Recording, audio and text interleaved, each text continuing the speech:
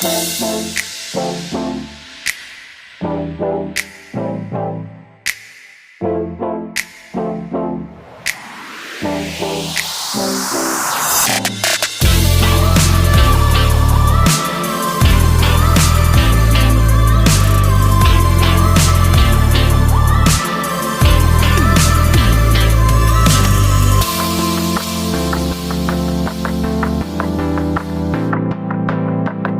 Hello friends, oscillation chapter का ये next part है. So today we discuss the topic of composition of two SHM having two same period along the same path.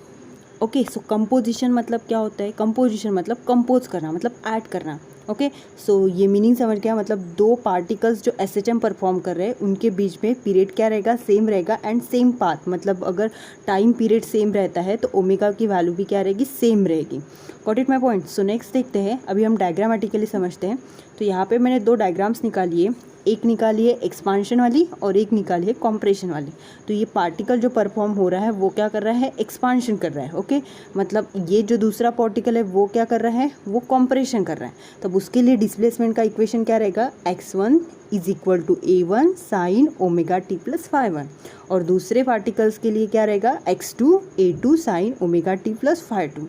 Okay, so हम लोगों को x net निकालना है. x net मतलब क्या? एक डिस्प्लेसमेंट का रिजल्टेंट निकालना. तो रिजल्टेंट डिस्प्लेसमेंट निकालने के लिए हम लोगों को x1 एंड x2 को दोनों को भी ऐड करना पड़ेगा. तब जाके x नेट फाइंड होगा. x net is equal to x1 vector x2 vector. ये दोनों भी x1 एंड x2 की वैल्यू हम लोगों ने यहाँ पे पुट कर दी. अभी देखो यहाँ पे मैंने ट्रिग्नोमेट्री का फॉर्मूला लगाया. सो ट्रिग्नोमेट्री का फॉर्मूला देखो, sine a plus B is equal to sine A into cos B plus cos A into sine B. तो यहाँ पे फॉर्मूला लगाया. ये मतलब ये पूरी टर्म क्या हुई हमारी? Sine omega T plus phi one. तो ओमेगा टी मतलब a समझो और फाई1 मतलब b समझो. तो यहाँ पे क्या फॉर्मूला लगेगा इतने पोर्शन के लिए?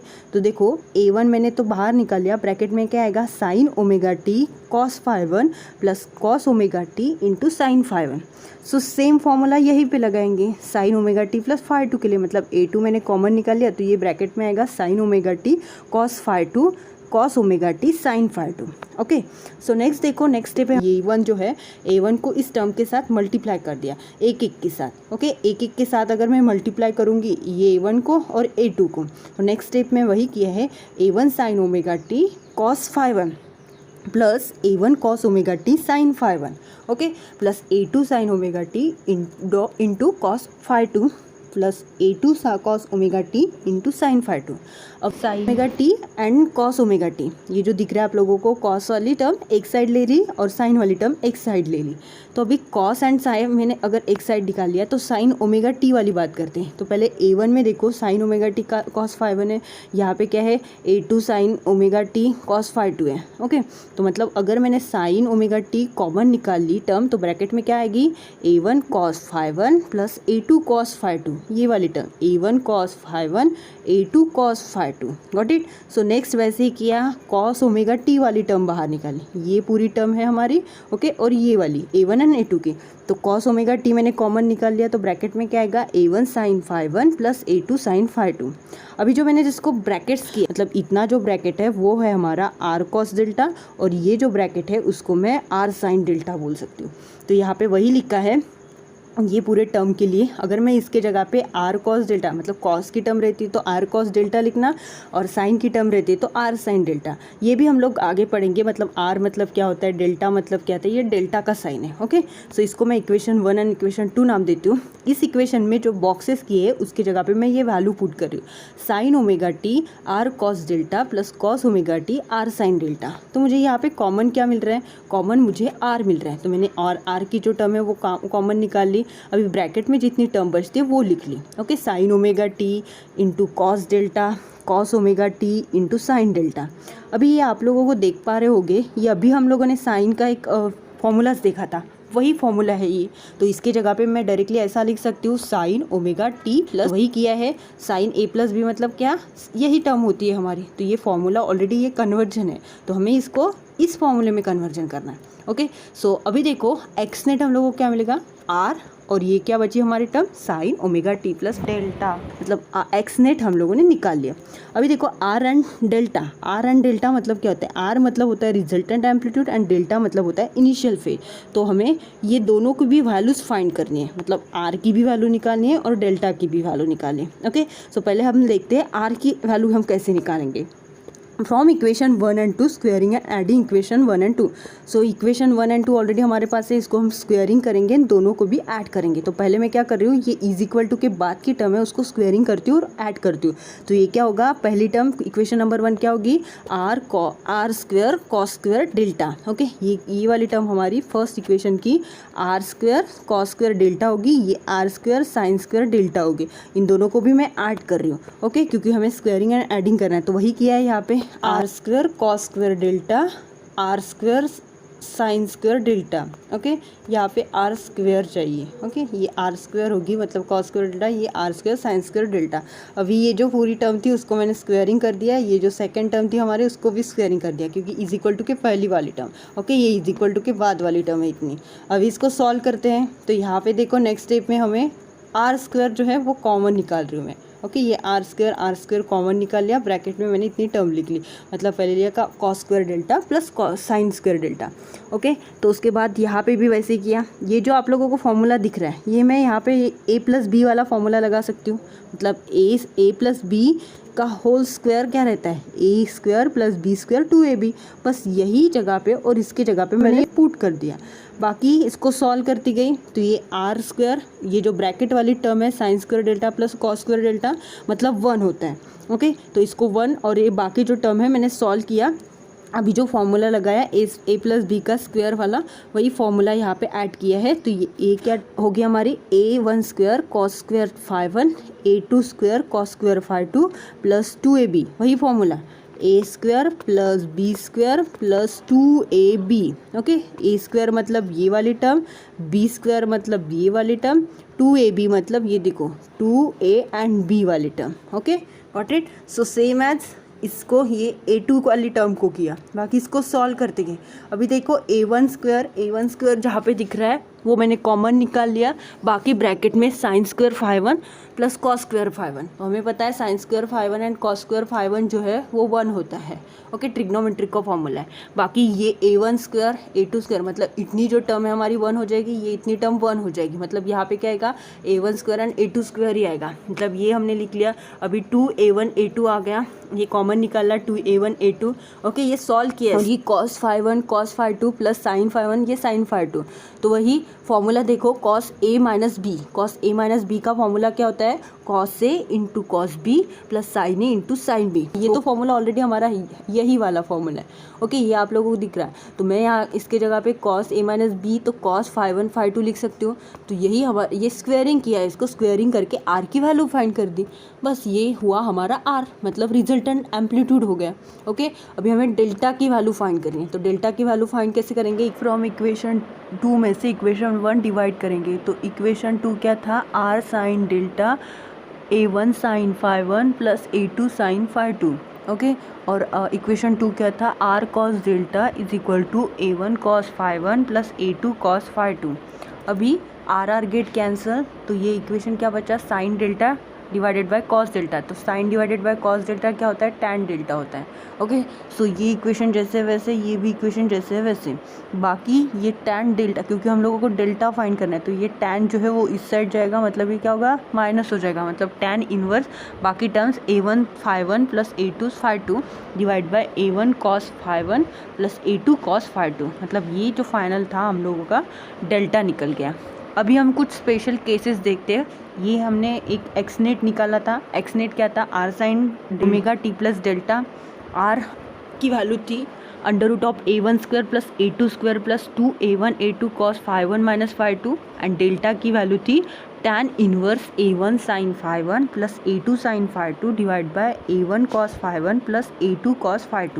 ओके, तो इसमें हम लोगों को r एंड डेल्टा की वैल्यू जो है वो न्यूमेरिकल्स के लिए यूज़ होती है। तो उसके ऊपर कुछ स्पेशल केसेस देखते हैं। तो केस नंबर 1 देखो, phi1 एंड phi2 की जगह पे हम लोग 0 पुट करते हैं। ये r का फॉर्मूला है, तो ये cos phi1 एंड phi2 की जगह पे मैंने 0 पुट कर दिया phi की जगह पे, तो cos 0 कितना होता है 1 होता है। और ये जो आप लोगों को दिख रहा है फॉर्मूला, मतलब यही फॉर्मूला है a प्लस बी का स्क्वायर वाला, तो a square plus B square plus 2ab। तो इसकी जगह पे मैं directly a plus B square लिख सकती हूँ, मतलब a1 प्लस a2 का होल स्क्वायर। और ये अंडर रूट भी है, तो ये under root and squaring cut जाएगा, मतलब क्या होगा a1 प्लस a2, मतलब r के लिए हम लोग के पास फॉर्मूला है। अभी देखो, अगर हमारा मैग्नीट्यूड अगर सेम रहता है, मतलब अगर मैंने a1 एंड a2 की जगह पे a पुट कर दिया, तो a प्लस a कितना होगा 2a होगा, मतलब r क्या मिलेगा 2 मिलेगा। ओके, सो नेक्स्ट केस देखते हैं माइनस phi2।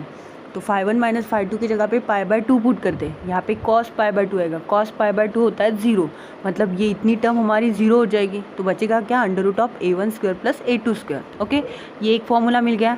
π/2 मतलब कितना होता है 90 होता है, तो 90 के लिए अगर पूछते हैं डिफरेंट मैग्नीट्यूड रहते हैं तो ये फॉर्मूला रहेगा। अगर सेम मैग्नीट्यूड रहते हैं, मतलब a1 is equal to a2 is equal to a put करते हैं, तो ये क्या होगा under root of 2a square हो जाएगा, मतलब अंडर रूट ओनली 2 को लगेगा, ये a बचेगा, तो ये फॉर्मूला रहेगा। ओके, सेम मैग्नीट्यूड रहे तो। केस नंबर 3 देखते हैं। phi1 माइनस phi2 की जगह पे हम लोग पाई पुट करते हैं, तो पाई पुट करेंगे मतलब यहाँ पे cos पाई कितना होता है -1, मतलब ये पूरी टर्म जो है वो माइनस में चली जाएगी। ओके, अंडर रूट में आता है, तो ये a1 माइनस a2 का स्क्वायर हो जाएगा, ये स्क्वायर कैंसिल, तो a1 माइनस a2। ओके, अगर हमारा सेम मैग्नीट्यूड रहता है 1 एंड a2 के जगह पे a पुट करते हैं, क्या होगा 0 होगा ना, की वैल्यू जो है वो 0 बचे। सो नेक्स्ट टॉपिक देखते हैं, energy of a particle performing SHM। एक पार्टिकल जो है वो SHM परफॉर्म कर रहा है, तो उसके बीच में एनर्जी कौन सी रहती है वो हमें प्रूव करनी है। सो सबसे पहले देखो, यहाँ पे मैंने एक पार्टिकल ड्रॉ किया, मतलब ये मीन पोजीशन पर कोई पार्टिकल है, तो वो अगर पॉजिटिव एक्सट्रीम की तरफ जाएगा तब उसकी डिस्प्लेसमेंट क्या रहेगी, x is equal to a sine omega T. अगर वो निगेटिव की तरफ जा रहा है तो क्या रहेगा minus a sine omega T. ये हमने पहले ही लेक्चर में देखा था। तो यहाँ पे हमारी वेलोसिटी क्या रहती है, मैक्सिमम रहती है मीन पोजीशन पर, और पॉजिटिव एंड निगेटिव एक्सट्रीम के ऊपर हमारी वेलोसिटी जो रहती है वो मिनिमम रहती है। अभी काइनेटिक एनर्जी देखो, मतलब अगर ये मेरा कोई पार्टिकल है, ओके, ये पार्टिकल अभी टू एंड फ्रो वाली कंडीशन करेगा। अगर वो टू एंड फ्रो वाली कंडीशन कर रहा है तब उसकी वेलोसिटी क्या रहेगी 0 हो जाएगी, मतलब एक्सट्रीम पॉइंट के ऊपर। अगर तब जाके उसकी वेलोसिटी अगर 0 होती है, तब जाके वो पार्टिकल मैं बोल सकती हूँ कि उसकी वेलोसिटी काइनेटिक एनर्जी है वो 0 है।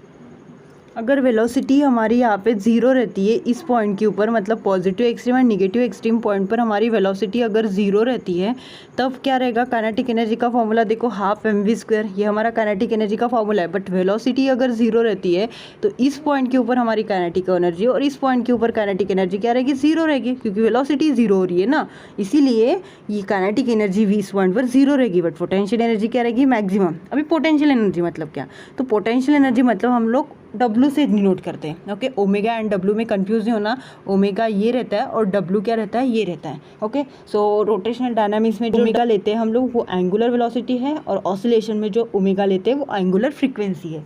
ओके, तो अभी पोटेंशियल एनर्जी का मतलब क्या होता है, वर्क डन हो रहा है वहाँ पे। वर्क डन कैसे, work done is the form of work done.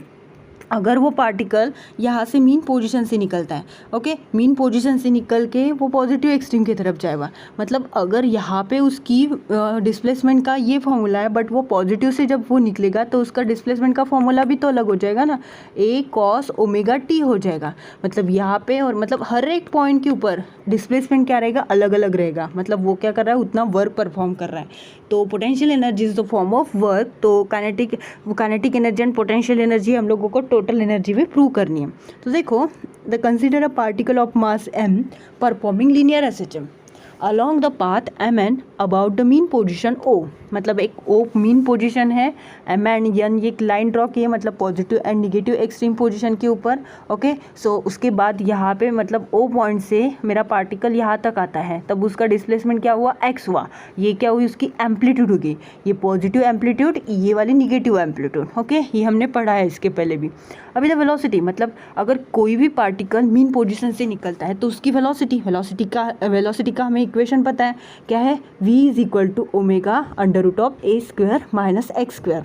Okay, तो हम लोग पहले काइनेटिक एनर्जी निकालेंगे। तो काइनेटिक एनर्जी का क्या रहेगा, काइनेटिक एनर्जी हम E के से डिनोट करते हैं, तो क्या होगा half M V square, velocity है ऑलरेडी हमारे पास, बस यहाँ पे वेलोसिटी पुट करो, तो ये एम ओमेगा स्क्वायर और A square minus X square. Okay, ये स्क्वायर रूट निकाल लिया मैंने, ओमेगा को स्क्वायरिंग करी। अभी ये देखो ओमेगा इज इक्वल टू क्या होता है, दो फॉर्मूले हमारे पास, ओमेगा इज इक्वल टू क्या है 2π/t वाला भी फॉर्मूला है और ये किए वाला भी फॉर्मूला है। तो मुझे अगर ओमेगा स्क्वायर निकालना है तो ओमेगा स्क्वायर निकालूंगी तो ये क्या होगा, मतलब √k/m ओनली। ओके, तो मतलब k की वैल्यू मुझे कैसे मिलेगी, m इंटू ओमेगा स्क्वायर, मतलब ये m ओमेगा स्क्वायर जो है उसकी जगह पे मैं डायरेक्टली k पुट कर सकती हूँ। ओके, और ये जो टर्म है जैसे है वैसे ही रखती हूँ, a square minus X square. Okay, got it my point. So velocity समझ गई, वेलोसिटी का हमने स्क्वायरिंग किया, पहले वेलोसिटी ऐड की, यहाँ पे वेलोसिटी ऐड करने के बाद हमें ये वैल्यूज़ पता थी, बस ये वैल्यू हमने उसकी जगह पे देखी, तो ये जो वैल्यू है m ओमेगा स्क्वायर मतलब हमें होता है k। तो हमें काइनेटिक एनर्जी प्रूव कर दी, काइनेटिक एनर्जी क्या निकली, half k a square minus X square. इसको इक्वेशन नंबर 1 देते। अभी नेक्स्ट देखो, when the particle moves from O to P, restoring force. Restoring force मतलब क्या होता है, रिस्टोर करना, कोई भी फोर्स रिस्टोर करता है उसको रिस्टोरिंग फोर्स। जैसे कि यहाँ पे देखो ये पार्टिकल तो यहाँ से नहीं, मतलब स्ट्रिंग वाला एक एग्जांपल समझते हो। ओके, यहाँ से मैंने ये स्ट्रिंग को खींचा, ओके, एक्स्ट्रा का फोर्स दिया, ये मैंने यहाँ तक खींच लिया, मतलब ये पॉजिटिव एक्सट्रीम पोजीशन तक आया। अगर मैंने छोड़ दिया उसको, छोड़ने के बाद ये क्या करेगा, पार्टिकल फिर से वो अपनी जगह पे जाने के लिए जाएगा, मतलब मीन पोजीशन की ओर जाएगा, मतलब वो क्या कर रहा है, फिर से अपना रिस्टोर कर रहा है पाथ। ओके, तो when the particle moves O to P, the restoring force का फॉर्मूला क्या है, F is equal to minus K X, where K एक तो स्प्रिंग कांस्टेंट बोलो या फोर्स कांस्टेंट बोलो, और x हमारा डिस्प्लेसमेंट है। तो for a small displacement of the work done, मतलब वर्क डन का हम लोगों को स्मॉल डिस्प्लेसमेंट, मतलब देखो जैसे एक पेंडुलम है, ओके, तो ये पेंडुलम इतना डिस्प्लेसमेंट, मतलब इतना स्मॉल डिस्प्लेसमेंट, अगर वो ज़्यादा डिस्प्लेसमेंट करेगा तो फ्रॉग वाली तो कंडीशन नहीं हो रही है, बट अगर करेगा तो यहाँ पे है, तो ये इतने पोर्शन पर तभी तो जाके वो लीनियरली करेगा ना, मतलब ये लीनियरली मतलब एक स्ट्रेट एंगल में जाएगा। ओके, समझा। तो स्मॉल डिस्प्लेसमेंट ही हमें यहाँ पे इंपॉर्टेंट है, मतलब dx क्या है, हमारा स्मॉल डिस्प्लेसमेंट है। तो जैसे कि dw is equal to f minus dx है, तो f की जगह पे मैं फॉर्मूला पुट कर रही हूँ, ये क्या है फॉर्मूला रिस्टोरिंग फोर्स का, माइनस के एक्स। तो dw is equal to f की जगह पे माइनस के एक्स लिखा, माइनस dx, तो dw इज इक्वल टू ये minus minus get cancel, K X D X, मतलब dw हम लोगों को स्मॉल वर्क डन मिला। अभी हमें टोटल वर्क डन चाहिए, तो इस इक्वेशन को इंटीग्रेट कर रही हूँ। ओके, तो omega is equal to 0 to x integration and dw, इसको मैं पूरी टर्म को यहाँ पे इंटीग्रेशन में शिफ्ट करती हूँ। तो k क्या है हमारा कांस्टेंट टर्म है, x का इंटीग्रेशन क्या होता है, x²/2 होता है। ओके, ये फॉर्म, ओके, मतलब इंटीग्रेशन ऑफ x⁻n dx हम लोगों को करना है, तो क्या होगा x⁻n+1 डिवाइडेड बाय n+1। अगर मैंने यहाँ पे 1 कंसीडर किया तो ये क्या होगा x⁻1+1 डिवाइडेड बाय 1+1, मतलब कितना होगा x² डिवाइडेड बाय 2। तो यही हमें निकालना, मतलब x अगर x⁻1 है तो क्या होगा उसका फॉर्मूला x²/2, तो यही लिखा है मैंने। ये केट वाली टर्म जो है वो कांस्टेंट लिख ली। ओके, ये x²/2 और इसका x एंड 0। ओके, तो ये इसको प्रूव कर दिया, मतलब टोटल वर्क डन के हम लोगों ने पहले तो लिखा ला है, मतलब ये हुआ k/2, तो हम इसे लिख सकते हैं 1/2, और ये क्या होगा k। ओके, और ये क्या है x², जैसे वैसे, मतलब ये 0 और x हम उसमें पुट करते हैं उस फॉर्मूले में, तो ए तो टर्म एक 0 ही हो जाएगी, बट यहाँ पे x है तो x² आ जाएगा only. w is equal to half K X square. The work done is store in potential energy, मतलब वर्क डन जो है वो स्टोर होता है पोटेंशियल एनर्जी में, क्योंकि पहले ही बोला था मैंने potential is the form of work done, potential energy है फॉर्म है वर्क डन का। तो potential energy is equal to half K X square, ये हमें फॉर्मूला मिल गया किसका, पोटेंशियल एनर्जी का। अभी हमें टोटल एनर्जी निकालनी है। टोटल एनर्जी ऑफ पार्टिकल क्या रहेगी, kinetic energy plus potential energy. तो काइनेटिक एनर्जी का फॉर्मूला लिखो और पोटेंशियल एनर्जी का फॉर्मूला लिखो। तो यहाँ से दोनों भी फॉर्मूले लिखने के बाद मुझे कॉमन क्या मिल रहा है, हाफ के मिल रहा है। तो हाफ के मैंने कॉमन निकाल लिया, ब्रैकेट में लिख लिया a² minus x² plus x², ये x² गेट कैंसिल, तो मुझे टोटल एनर्जी मिली हाफ के a²। अभी देखो ये जो मैंने टोटल एनर्जी निकाली, तो मैं उसको ये वाला भी लिख सकती हूँ ना, क्योंकि अभी मैंने बताया ओमेगा मतलब के मतलब क्या होता है, m ओमेगा स्क्वायर होता है ना, तो m ओमेगा शिफ्ट किया मैंने इसकी जगह पे। अभी देखो ये ओमेगा स्क्वायर a² जो है उसको ये पता होना चाहिए, वेलोसिटी मैक्सिमम रहती है उसका स्क्वायर होता है। ओके, ये इतनी जगह पे मैंने वेलोसिटी मैक्सिमम स्क्वायर लिखा है, ये फॉर्मूला लिख के भी दिया है। ओमेगा स्क्वायर a² मतलब क्या होता है, v max स्क्वायर होता है। ओके, सो ये हुआ हमारा टोटल एनर्जी का फॉर्मूला, ये न्यूमेरिकल्स में काम आता है। So as M omega A are constant, मतलब अगर ये कांस्टेंट होता है M omega and A, okay, ये तीनों भी टर्म अभी जो हमने फाइंड किए वो टर्म हमारी कांस्टेंट होती है, तो हमारी टोटल एनर्जी भी क्या होगी, कांस्टेंट होती है। ये एम भी कांस्टेंट है, ओमेगा भी और ए भी, तो ये टोटल एनर्जी भी क्या होगी, कांस्टेंट। तो वही लिखा है M omega A are constant, total energy of a particle any point is constant. Constant बोलो या conserve, they in other word the energy is conserve. Conserve मतलब कांस्टेंट होता है, मतलब एनर्जी क्या रहेगी, कांस्टेंट रहेगी। If N is a frequency in S H M, अगर कोई particle S H M perform कर रहा है तो उसकी फ्रीक्वेंसी क्या होगी, तो देखो एनर्जी का हमारे पास फॉर्मूला है half M omega square A square. Omega के जगह पे मैं 2 पाई टी, मतलब ओमेगा की तो वैल्यू है 2 pi T, but 1 by T कितना होता है, एन होता है, तो हम फ्रीक्वेंसी बोलते हैं। तो मैं इसके जगह पे 2 पाई एन भी लिख सकती हूँ। Got it my point. So यहाँ पे ओमेगा स्क्वायर के जगह पे मैंने 2 पाई एन लिखा, 2 पाई एन का स्क्वायर लिखा। अभी ये 2 का स्क्वायर मतलब 4 pi square N square is, okay, तो ये 2 1 जा 2, 2 2 जा 4, तो मतलब क्या हुआ, ये 2 पाई square N square A square M, okay. तो अभी देखो यहाँ पे एन मतलब एन का स्क्वायर, एन मतलब एन का फॉर्मूला क्या है हमारे पास, एन मतलब होता है 1 बाई टी होता है, ओके। अभी बताया फ्रीक्वेंसी, तो एन स्क्वायर को हम लोग ऐसे लिखेंगे तो टी स्क्वायर हो जाएगा, ये वाला फॉर्मूला। ये हुई हमारी फ्रीक्वेंसी के लिए इक्वेशन, ओके। तो अभी कुछ स्पेशल केसेस देखते हैं उसके बारे में। सो फर्स्ट केस देखते हैं, at mean position x is equal to 0 the velocity is maximum. x की जगह पे मीन पोजिशन पर कोई भी पार्टिकल रहता है तो इसकी x की वैल्यू जो मतलब डिस्प्लेसमेंट जो है वो 0 रहता है। तो energy, kinetic energy maximum is equal to half M omega square A square. X की जगह पे अगर मैं 0 पुट करती हूँ तो ये क्या होगा, ये half M omega square A square होगा, ओके। मतलब काइनेटिक एनर्जी अगर मीन पॉइंट पर रहती है तो उसका फॉर्मूला ये रहेगा। अगर पोटेंशियल एनर्जी मीन पोजीशन पर, पोटेंशियल एनर्जी क्या रहेगी, पोटेंशियल एनर्जी का फॉर्मूला क्या है, हाफ के एक्स स्क्वायर। तो x की जगह पे मैं 0 पुट करूँगी तो ये पूरी टर्म 0 हो जाएगी, मतलब पोटेंशियल एनर्जी तब क्या रहेगी, 0 रहेगी। मतलब फर्स्ट केस है हमारी, मीन पोजीशन पर अगर काइनेटिक एनर्जी रहती है तब ये फॉर्मूला रहता है, और पोटेंशियल एनर्जी क्या रहती है, 0 रहती है, ओके। सो अभी नेक्स्ट केस देखते हैं, एट द एक्सट्रीम पोजीशन, कोई पार्टिकल अगर एक्सट्रीम पोजीशन पर रहता है तो वेलोसिटी ऑफ पार्टिकल क्या रहती है, 0 रहती है। मतलब x की वैल्यू मैं पुट कर रही हूँ प्लस माइनस ए, तो काइनेटिक एनर्जी का इक्वेशन है हमारे पास, x के जगह पे मैं प्लस ए पुट कर रही हूँ, तो प्लस ए अगर मैंने पुट कर दिया मतलब ये क्या है, ए स्क्वायर और ये हुआ माइनस ए, मतलब ये कैंसिल हो जाएगा तो ये क्या होगा, 0 होगा। मतलब काइनेटिक एनर्जी एक्सट्रीम पार्टिकल के ऊपर, मतलब ये पॉजिटिव ये निगेटिव, ये मीन पोजीशन, तो यहाँ से अगर कोई पार्टिकल निकलता है तो यहाँ तो वेलोसिटी 0 रहती है, यहाँ पे भी वेलोसिटी 0 रहती है, यहाँ पे मैक्सिमम रहती है, ओके, मीन पोजीशन के ऊपर। तो अगर पार्टिकल एक्सट्रीम पोजीशन से निकल रहा है तो उसके ऊपर मतलब काइनेटिक एनर्जी क्या रहेगी, 0 रहेगी, ओके। तो पोटेंशियल एनर्जी देखो, पोटेंशियल एनर्जी का फॉर्मूला है हाफ के एक्स स्क्वायर, तो हाफ के जगह एक्स की जगह पे मैंने ए पुट कर दिया तो ये क्या होगा, half M omega square A square. ये ओमेगा स्क्वायर कहाँ से आ गया, ये के की वैल्यू लिख ली हमने, ओके। तो मतलब काइनेटिक एनर्जी के लिए हमारे पास ये इक्वेशन रहेगा, एक्सट्रीम पोजीशन। एक पॉइंट ऐसा आएगा कि kinetic energy and potential energy क्या रहेगी, वहाँ पे सेम रहेगी, तो kinetic energy is equal to potential energy. तो काइनेटिक एनर्जी का ये फॉर्मूला लिखा, ये पोटेंशियल एनर्जी का, यहाँ पे half get cancel, M get cancel, omega square cancel, तो क्या बचा, A square minus X square is equal to X square. तो ए स्क्वायर, ये एक्स स्क्वायर मैं उस साइड शिफ्ट कर रही हूँ, मतलब ये एक्स स्क्वायर क्या होगा, 2x square, okay. X square is equal to ये ए स्क्वायर में इस साइड, मतलब ए स्क्वायर डिवाइडेड बाय 2 होगा। इसको स्क्वायरिंग करती हूँ तो ये x under root of A square 2, तो स्क्वायर रूट कट जाएगा, मतलब ये क्या होगा, मतलब 2 स्क्वायर रूट में रहेगा, ओके। ए का स्क्वायर कट हो रहा है ना ओनली, तो मतलब क्या होगा, x की वैल्यू हमारी यहाँ पे मिलेगी plus A divided by under root 2। मतलब अगर मेरा पार्टिकल यहाँ पे मीन पोजीशन पर रहता है तो यहाँ पे इस पार्टिकल की काइनेटिक एनर्जी की और पोटेंशियल एनर्जी सेम रहेगी, तब उसका डिस्प्लेसमेंट का इक्वेशन क्या रहेगा, A divided by under root 2, okay.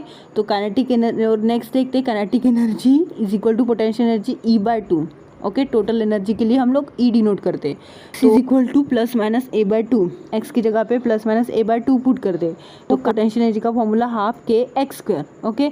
मतलब ये हुई हमारी टोटल डिस्प्लेसमेंट, तो इसके हाफ डिस्प्लेसमेंट क्या रहेगी, ए बाय 2 रहेगी ना, ओके। तो यहाँ पे एक्स की वैल्यू वही पुट करें, ए बाय 2, तो पोटेंशियल एनर्जी मतलब एक्स की जगह पे ए बाय 2 पुट किया, मतलब ये क्या होगा, ए स्क्वायर डिवाइडेड बाय 4, स्क्वायरिंग किया ना क्योंकि एक्स स्क्वायर है वहाँ पे, ओके।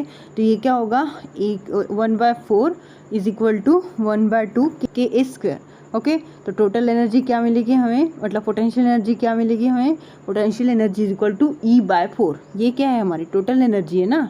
ओके, हाफ kx² हमारी क्या है, टोटल एनर्जी है। तो टोटल एनर्जी मतलब क्या है, ई लिख सकते हैं ना हम लोग, E/4। ओके, जिससे है kinetic energy is equal to क्या रहेगी, 3 टाइम्स रहेगी। अगर वो 4 टाइम्स रहती तो वो 3 टाइम्स, मतलब कंसिडर करो अगर मैंने कोई पार्टिकल का 100 जूल इतना, मतलब 100 जूल उसने एनर्जी परफॉर्म की, तो उसकी पोटेंशियल एनर्जी जो है वो कितनी रहेगी, 25 जूल रहेगी। और काइनेटिक एनर्जी कितनी रहेगी, रिमेनिंग कितना है, 4th पार्ट है ना पोटेंशियल एनर्जी का। 4th पार्ट कैसे, वो हम लोग ग्राफिकली समझते हैं। तो ग्राफिकली रिप्रेजेंट कैसे करते हैं वो देखते हैं। The variation of kinetic energy and potential energy with displacement in SHM। Kinetic energy and potential energy very कैसे करते हैं वो देखते हैं।